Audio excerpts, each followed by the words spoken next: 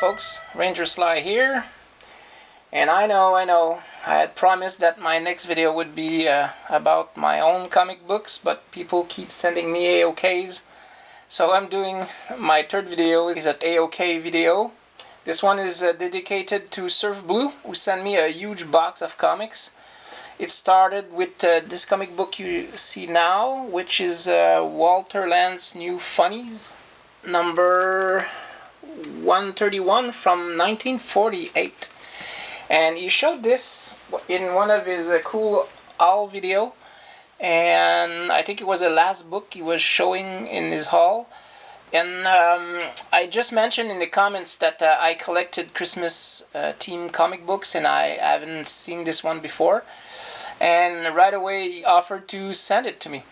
So I said yes, I'm not gonna refuse, especially a 1948 Christmas themed comic book.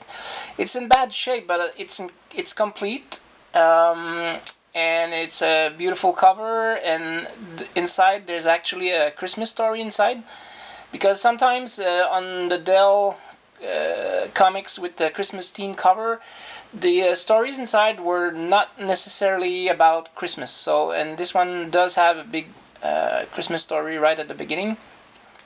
So I'm very happy to get this in my collection. Surfblue is a very generous guy, because you'll see the huge pile of comics he sent me. But the big thing is that he paid, I don't know if it was shown on the screen, but he paid 55.80 cents for shipping this box to me in Canada. I was very humble when I saw the box, and even more so when I saw how much he had to pay to send it to me. So here we go. There's a lot of comic books to see, so let's move along.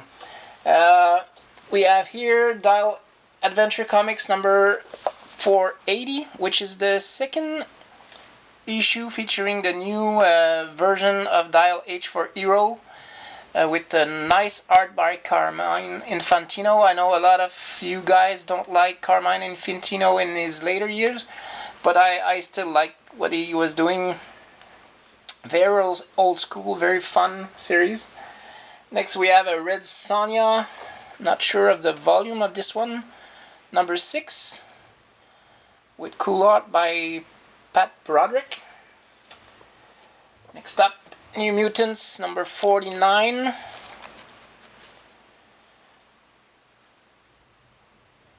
I'm gonna remove those because they don't have backing boards and they're gonna fall. Next up is the 4th issue of the 4-issue limited series about Prince Namor. I've never read this one. Okay. Another miniseries, another 4th issue of a 4-issue limited series, Black Panther. And the art inside by Dennis Cowan is just beautiful. But it's very, very nice art. I think it's the best I've seen from him. Next is another limited series. This one is a number 3 from the Invaders, with the original vision, I think.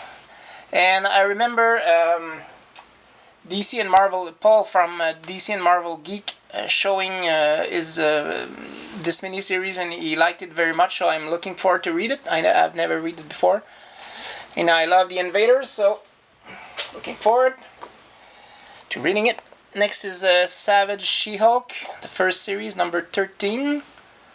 I like the art inside. Mike Vosberg is not everyone's cup of tea, but I think he did a good job on SheHulk. He's not a great artist, but he did a decent job. So I guess because he knew I was collecting Christmas themed covers, comic books, Surfblue also sent me this one, which I've never read either. I'm not a Generation X fan, but the holiday special, I'm looking very much forward to read it. Okay, next up we have Fantastic Four number 189. It's a Jack Kirby issue, and wait, you're gonna say, well, Ranger Slide, Jack Kirby wasn't working on Fantastic Four by that point in time. You're right. This is actually a reprint of Fantastic Four Annual number 4 from 1966. and it's the first story in the annual, and it's a story of Human Torch versus Human Torch. So I don't know if you remember in the first video I made about the AOKs that Night Tiger sent me. I said in that video that I liked when comic book would team up or pit one against another characters with the same name or the same legacy. At the time I was talking about Powerman versus Powerman, which is the Cage against Powerman, the villain from the early issues of the Avengers. And I don't know if Surfblue remembered that when he selected this comic to send me, but it's cool. I haven't read it. That meeting between the Human Torch from the Fantastic Four and of course the original Human Torch from the Golden Age. So looking forward to read this. Another cool book, and you will notice that they're not in mint condition, but I don't care. As long as they're complete and I can read them, I'm very happy. So Weird War Tales number 14. This is very cool because I'm actually trying to collect the first 15 or 16 issue or so of Weird War Tales, where they had the great artist working on them. This is a cool cover. Another cool book. This one, I'm pretty sure it's a Kirby cover, Jack Kirby cover, and inside the art is very cool. Also, it's by John Buscema. So Thor number 252. Looking forward to read this as well. Next up, Thunderstrike number 7. I don't think I ever read Thunderstrike. And the Uncanny XMen number 294, which was, it says so in there on the cover, the first part of the Executioner song. I've never read that before. I'm not an X-Men fan, I must say. Next up, Spider-Woman number 41, with beautiful, beautiful art by Steve Lealoa, who is an underrated artist in my opinion. Very nice art.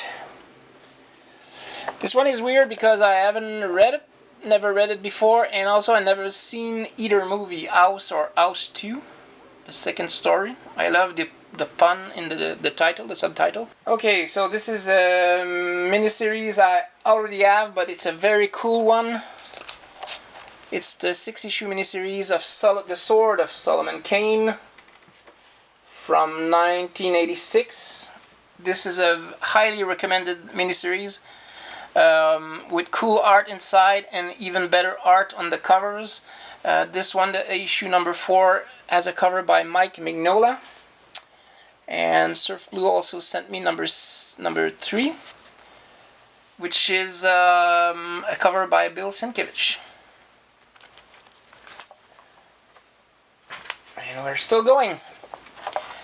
The last issue, it's almost a mini-series team, AOK. Last issue of the 6-issue limited series of Kitty Pryde and Wolverine. I remember reading the first 2 or 3 issues of that, and I was disappointed at the time by the art of Al Milgrom, who was a great editor, but as an artist, he's an acquired taste. I've learned to like his art since then, so I'll probably give this series a second look. This is also a great short-lived series from DC. It's another series I have the full set. Also, I'm actually working on a video about this series, about this character Rima, the Jungle Girl. This is number 6, another series I highly recommend. Great art inside, good stories, Joe Kubert cover. Look at that white Panther there. Very, very nice.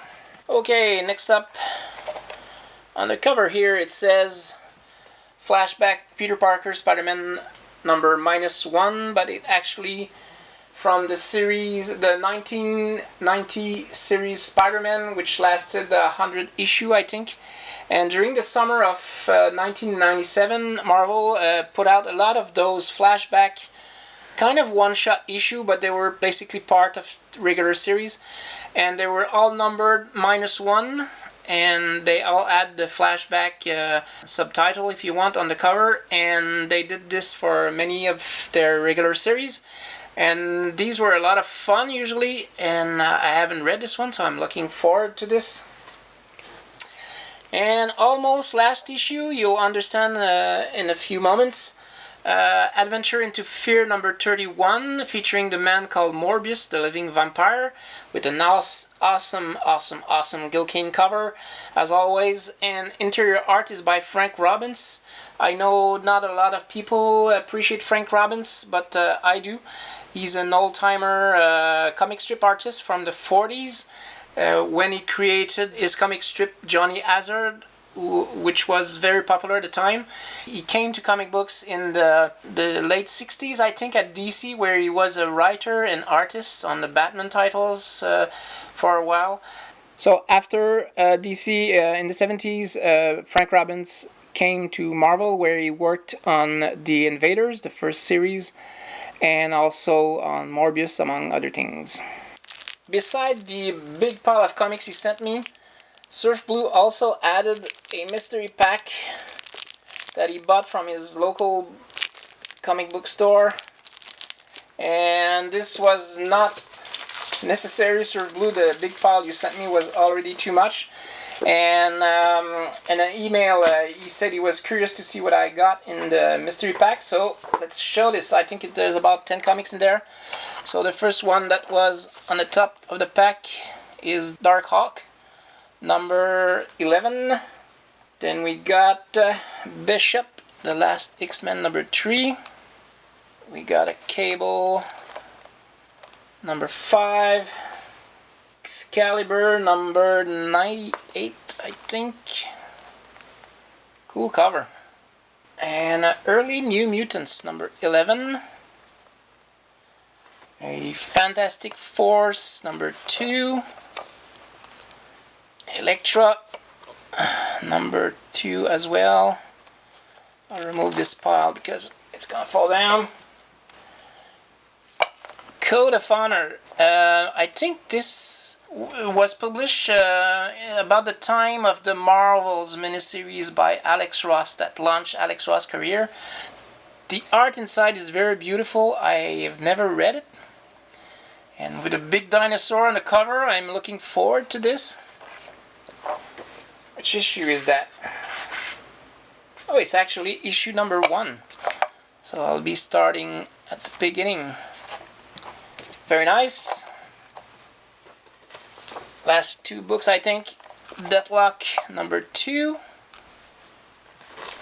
And finally, the last book in the mystery pack is Clandestine number 3. So, Surfblue, I will never thank you enough. I'm very, very happy, and I feel very bad that you paid almost 60 bucks to send this box of comics to me. I will make it up to you. I'm sending you some comics and some treats. I hope you will like. So everyone, please subscribe to Surfblue, a very generous guy, as you see, and he makes regular haul videos about DVD movies and games. He's a big gamer, so he buys a lot of video games and comic books, of course, and some other stuff sometimes. Very nice guy. So thanks again, Surfblue. Please subscribe. You'll see the link to his channel down below. Until the next video, happy trails, everyone.